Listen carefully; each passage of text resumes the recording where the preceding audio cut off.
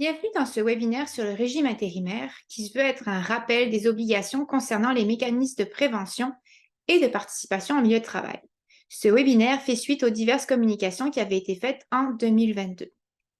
Avant de commencer, sachez que je ne suis pas une experte en SST ou en régime intérimaire. Pour ce webinaire, j'ai amassé le plus d'informations possible et suivi des webinaires afin de pouvoir vous donner une information optimale concernant le régime intérimaire. Il se peut donc que certaines questions soient au-dessus de mon champ de compétences. Il faudra à ce moment-là se référer directement auprès de la CNESST. Aujourd'hui, on va faire un court rappel sur la loi modernisant le régime de santé et de sécurité au travail et le régime intérimaire. On va regarder aussi les raisons pour lesquelles mettre en place le régime intérimaire. On va parler de l'application des mécanismes de prévention et de participation pour les OSBL d'habitation et les fédérations. Je vous présenterai également des mises en situation pour lesquelles vous devrez répondre via la plateforme de formation en ligne pour s'assurer de votre compréhension concernant la définition de travailleur et travailleuse dans un organisme selon le régime intérimaire. Je présenterai ensuite les rôles et instances à mettre en place dans son milieu de travail. Toutefois, j'en ferai seulement un survol car il y a des capsules de formation disponibles sur la plateforme de formation à ces sujets, ainsi qu'au sujet du plan d'action et du programme de prévention. Et finalement, je survolerai les outils à votre disposition pour vous soutenir dans l'application du régime intérimaire. Les objectifs de cette rencontre, c'est tout d'abord de comprendre ce qu'est le régime intérimaire et la raison de sa mise en place, de connaître les critères à mettre en place dans votre organisme, et finalement, que vous vous sentiez outillé sur la mise en place du régime intérimaire dans votre milieu de travail. Débutons avec un court rappel sur ce qu'est la LMR-SST et le régime intérimaire. Le 6 octobre 2021, la loi modernisant le régime de santé et de sécurité du travail est entrée en vigueur.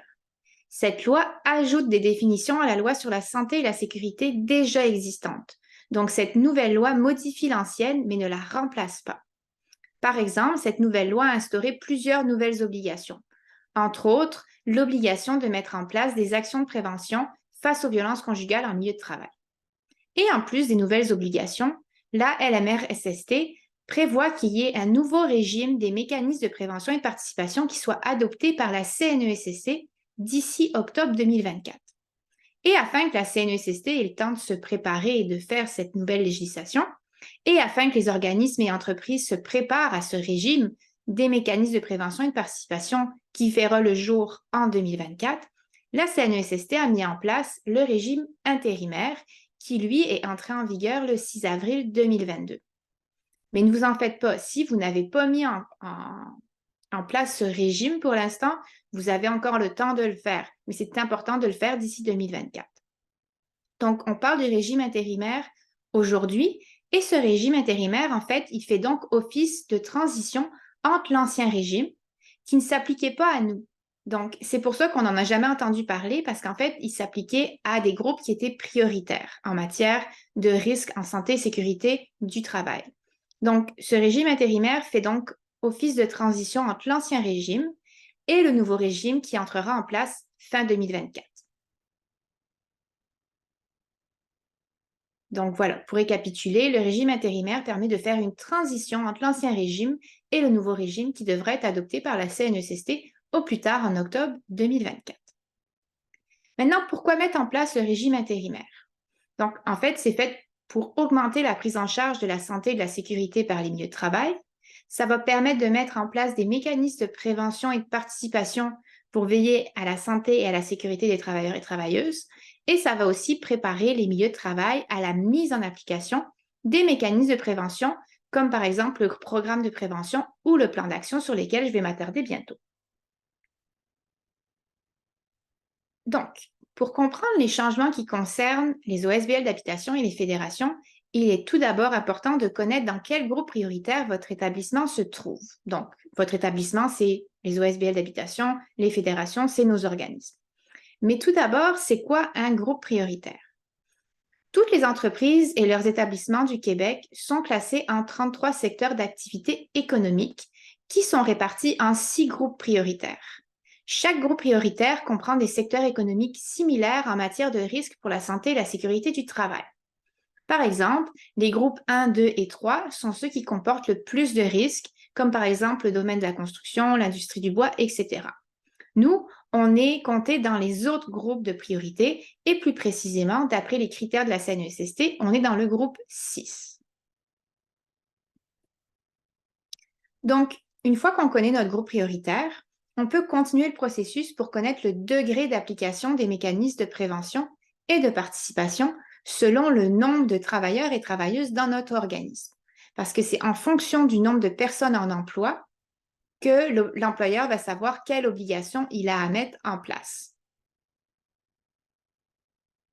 Donc, par exemple, si un employeur, un organisme, a au moins 20 travailleuses et travailleurs, donc 20 travailleurs et travailleuses et plus, dans ce cas-là, l'organisme devra documenter par écrit l'identification et l'analyse des risques à la santé et à la sécurité, par exemple grâce à un tableau que je vais vous montrer à la prochaine diapo, et il devra élaborer un programme de prévention. Donc, ces deux choses-là, ça fait référence aux mécanismes de prévention.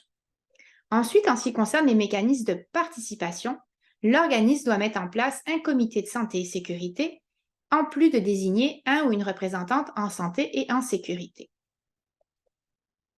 Maintenant, si un organisme a moins de 20 travailleuses et travailleurs, donc là on parle de 19 travailleurs et travailleuses et moins, à ce moment-là, cet organisme-là doit, comme mécanisme de prévention, documenter aussi par écrit l'identification des risques à la santé et à la sécurité et élaborer un plan d'action. Et en termes de mécanisme de participation, l'organisme doit désigner un ou une agente de liaison en santé et en sécurité. Donc, voici l'exemple d'un tableau qui est disponible sur le site de la CNESST. C'est un gabarit pour identifier et analyser les risques. Pour vous donner un exemple, au RQOH, c'est le tableau qu'on utilise.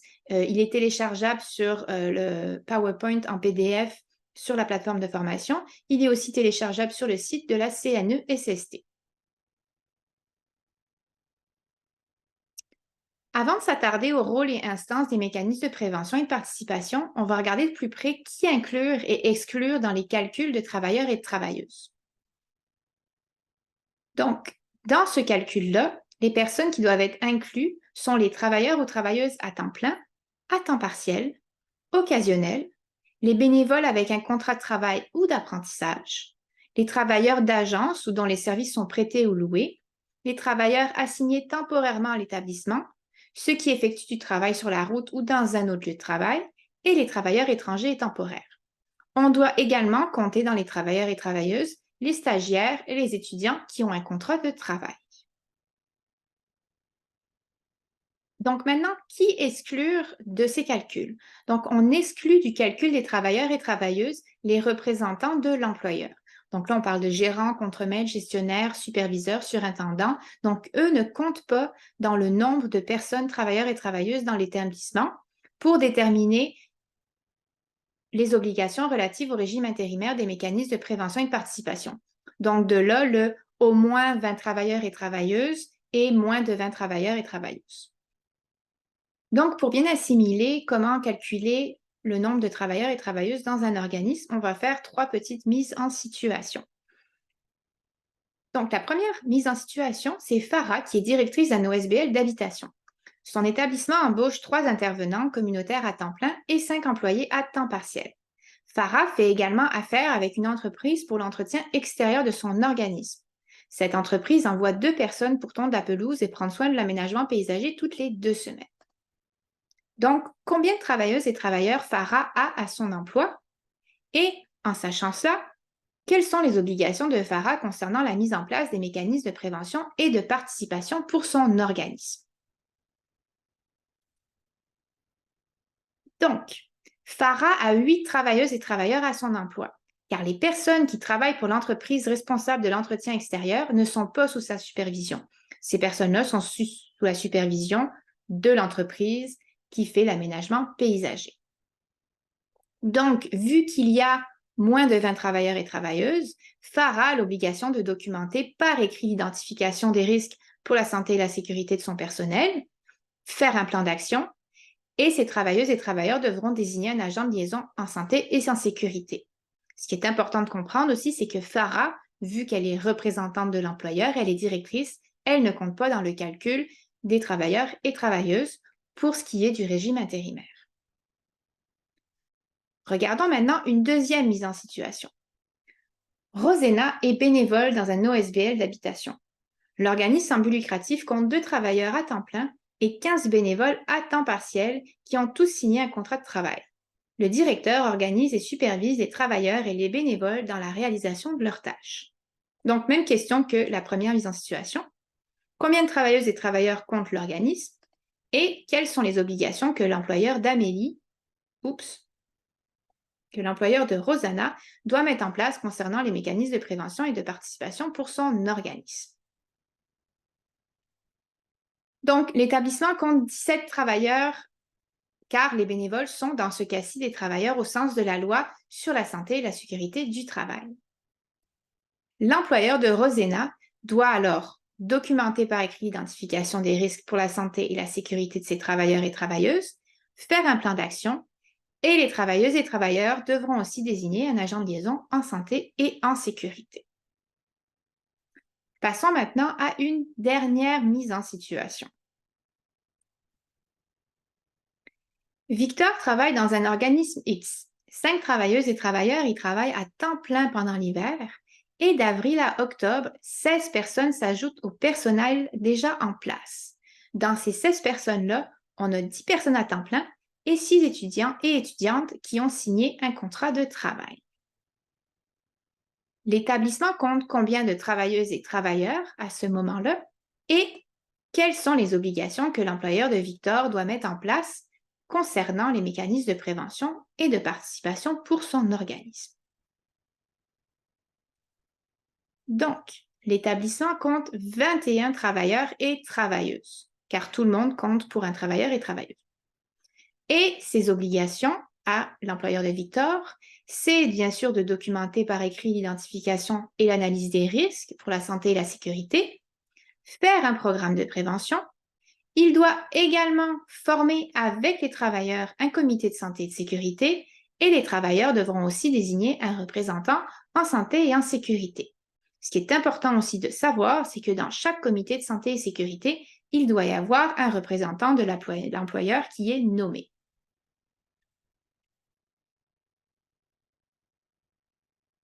Regardons maintenant de plus près les 3 fonctions de l'agent ou de l'agente de liaison en santé et en sécurité. Donc, tout d'abord, l'agent de liaison doit coopérer avec l'employeur en matière de santé et sécurité. En gros, cette personne fait le lien entre l'employeur et les travailleuses et travailleurs dans l'établissement. Cette personne doit aussi faire des recommandations écrites à l'employeur sur l'identification des risques dans le milieu de travail. Puis à ce moment-là, on peut utiliser le tableau d'identification des risques que je vous ai montré plus tôt ou même le plan d'action. Et finalement, cette personne peut aussi porter plainte à la CNESST. Donc, c'est sûr que chaque employé peut porter plainte à la CNESST, mais ici, le but, c'est de pouvoir consigner en fait les incidents. Donc, une seule personne peut être officiellement nommée pour porter plainte, ce qui peut faciliter les plaintes et la consignation de celles-ci dans les rapports de l'agent de liaison. Ce qui est important aussi de comprendre, c'est que l'agent de liaison en santé et sécurité peut s'absenter de son travail le temps nécessaire à l'exercice de ses fonctions et il est payé sur son temps normal de travail. Passons maintenant aux fonctions du représentant ou de la représentante en santé et sécurité. Donc, tout d'abord, le représentant santé et sécurité doit faire l'inspection minutieuse des lieux de travail. Il recense et signale les risques pouvant provoquer des lésions professionnelles dans l'établissement. Donc là, on parle bien sûr du tableau d'identification des risques, mais aussi du programme de prévention auquel il participe. Le représentant aussi va faire des recommandations pertinentes au comité de santé et de sécurité et il les consigne bien sûr par écrit. Et finalement, comme l'agent de liaison, cette personne-là va aussi pouvoir porter plainte à la CNESST. Il faut savoir que les fonctions du représentant en santé et sécurité seront bonifiées à l'entrée en vigueur des dispositions législatives et réglementaires de la CNESST en 2024 et qu'en plus, ce membre-là, ce représentant-là, deviendra membre du comité de santé et sécurité et qu'il devra participer à une formation obligatoire. Mais ça, c'est vraiment d'ici octobre 2024, quand la CNESST va avoir mis le nouveau régime en place. Et comme l'agent de liaison, le représentant en SST peut exercer ses fonctions et être libéré de son travail pour les faire. Concernant le comité de santé et de sécurité, je vais le survoler car il y a une capsule de formation à ce sujet qui est disponible sur la plateforme de formation en ligne. Donc, un comité de santé et de sécurité est un atout majeur dans un lieu de travail parce qu'il permet de faire participer toutes les travailleuses et tous les travailleurs à la prise en charge de la santé et de la sécurité du travail. Il permet d'identifier les risques, de les corriger et de les contrôler rapidement, de maintenir la communication entre les travailleurs, travailleuses et les employeurs, et aussi de respecter les obligations légales. Le mandat du comité doit être déterminé lors de sa création et connu de tous les membres. Il doit préciser les objectifs qui orienteront les activités, puis on va voir les objectifs qui orientent les activités pour le régime intérimaire. Il n'y a pas de durée précise pour les mandats des membres dans le comité de santé-sécurité, mais c'est important qu'ils soient suffisamment longs pour que les membres soient à l'aise dans leur rôle. Le comité, bien sûr, doit avoir l'appui de la haute direction du milieu de travail. Et je pense que c'est important aussi de souligner qu'il existe 3 façons pour former un comité de santé et de sécurité. Donc, en premier, il y a la façon de former un comité de santé et de sécurité en vertu du régime intérimaire, donc ce dont on parle aujourd'hui. Donc, comme on le voit dans cette rencontre, tous les milieux de travail des établissements qui comptent 20 travailleuses et travailleurs ou plus doivent avoir un comité de santé et de sécurité, et ce, préférablement depuis le 6 octobre 2022. Les membres du comité doivent être désignés par vote et le comité de santé et de sécurité doit se réunir au moins une fois tous les 3 mois. Un comité de santé et sécurité peut aussi être formé en vertu de la loi sur la santé et la sécurité du travail. Par contre, ça s'adresse seulement aux établissements des groupes prioritaires 1 et 2 qui ont plus de 20 travailleurs, donc je ne vais pas m'attarder là-dessus. Ce qui est intéressant, c'est que finalement, on peut créer un comité SST par volonté commune. Donc ça, ce que ça veut dire, c'est que même si vous avez moins de 20 travailleurs et travailleuses dans votre établissement, mais que la santé et sécurité du travail vous tient à cœur, vous pouvez former un comité de santé et sécurité. Par exemple, nous, au RQH, on a moins de 20 travailleuses et travailleurs, mais on a tout de même formé un comité en santé et sécurité. Et à l'intérieur, on est trois membres. Et bien sûr, on a une représentante de l'employeur. Mais nous, par exemple, on n'a pas encore nommé une agente de liaison ou un représentant parce que c'est ça, on l'a formé par volonté commune. Donc, il est en train encore de se construire. Mais on a rempli le tableau pour identifier et analyser les risques. Donc, c'est pour vous dire que si jamais vous avez un organisme de 20 travailleurs et travailleuses et moins, vous pouvez aussi former un comité de santé et sécurité au travail. Donc là, si on se concentre plus sur les fonctions du comité de santé et sécurité qui doit être formé en vertu du régime intérimaire, celui-ci a comme fonction de participer à l'identification et à l'analyse des risques pour la santé et la sécurité des travailleurs et faire des recommandations à l'employeur. Après, on peut rajouter des aspects comme donner de la formation aux collègues, donner de l'information aussi, faire de l'affichage. Donc après, on peut ajouter d'autres fonctions et d'autres objectifs. Ce qui est important aussi de comprendre, c'est que ces fonctions seront bonifiées lors de l'entrée en vigueur des dispositions législatives et réglementaires à la fin 2024. Et comme je disais plus tôt, les membres devront aussi participer à une formation. Donc ça, c'est selon ce qui sera prévu par la réglementation. Pour les employeurs membres d'une mutuelle de prévention.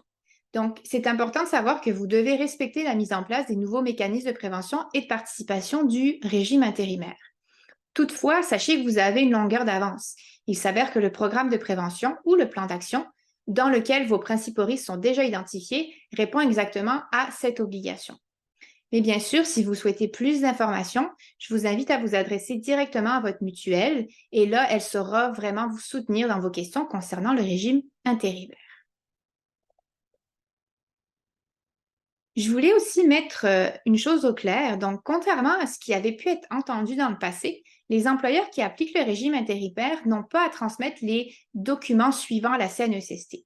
Donc, il n'y a pas de transmission à faire pour tout ce qui est documentation écrite de l'identification et de l'analyse des risques dans le lieu de travail.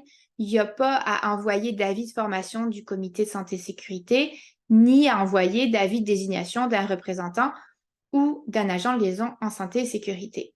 Donc, il y avait eu du flou autour de ça, mais pour l'instant, il n'y a rien à envoyer à la CNSST. Peut-être que ces ajouts arriveront en 2024, mais pour l'instant, il n'y a rien de tout seul.